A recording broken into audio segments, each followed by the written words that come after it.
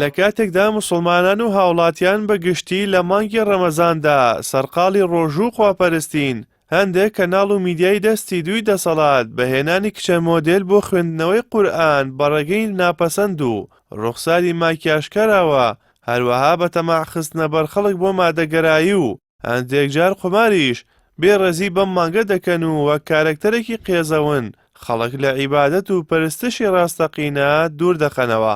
ئەم راپۆرتە پەردا لەسەر گەمەیەکی مەترسیدار لادەبات کە تیایدا پیرۆزیەکانی ئیسلام لە کوردستان دەکرێنە قوربانی چاواشەکاری میدیایی و سیاسی.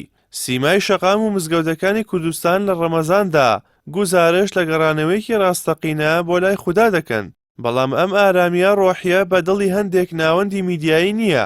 ئەو کەناڵانەی لە ڕۆژانی ئاساییدا سەکۆ بوون بۆ بێڕێزی بە بەها باڵەکان لەم مانگەدا کڵاوی تەقوا دەکەنە سەر و دەبنا بانخواست، بەڵام ئەم گۆڕانکاریە نەک بۆ خزمەت بە ئاین بەڵکو بۆ شێواندی ناسنامەی ئاینی تاکی کووردە. قێزەوەنترین دیمەنی ئەم سیناریۆیە هێنانە پێشەوەی گۆرانی بێژانی لایڤ میوزیکی ناویانە شەوانەکانە بۆ خوێندنەوەی قورئانی پیرۆز و کەلامی خودا. لێردا پرسیارەکە ئەوە نییە ئایا ئەمانە مافی قورئان خوێندنیان هەیە یاخود نا، بەڵکو پرسیارەکە ئەوەیە بۆچی میدیای دەستی دووی دەسەڵات ئەم کاتە و ئەم جۆرە کارکتەرانە هەڵدەبژێرێت. ئامانجەکە ڕوونە دروستکردنی مشتومڕی لاوەکی لەسەر حەرام و حەڵاڵ و سەرقاڵکردنی خەڵک بە بابەت گەلێک کە هیچ خزمەتێک بە ڕۆحیەتی ڕەمەزان ناکات. هەمان ئەو دەستگانەی ئەم خانمانە بە خوێندنەوەی قورئان بەکاردێنن ئامادەنین بۆ یەک خولەک لە کۆڕێکی حیزبی یان مەراسیمێکی سیاسی خۆیاندا ڕێگەیان پێ بدەن و تارێک بخوێننەوە. ئەماش دەرخەری لووتکەی استیغلالکردن و سوکایەتیکردنە بە پیرۆزیەکانی ئیسلام.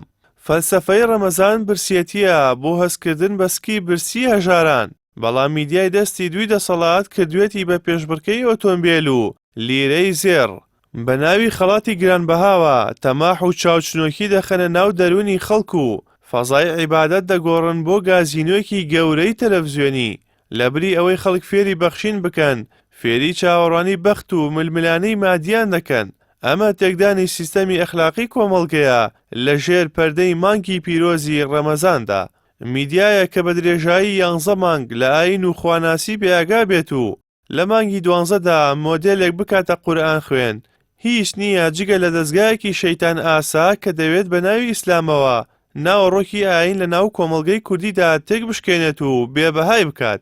هەر بۆیە داوا دەکرێت خەڵکی کوردستان عەقڵ و دینی خۆیان نەدەنە دەست ئەم میدیایانە کە بەردەوام ئەجەندای گوماناویان لە پشتە و دنەی ئاشوبی کۆمەڵایەتی دەدەن.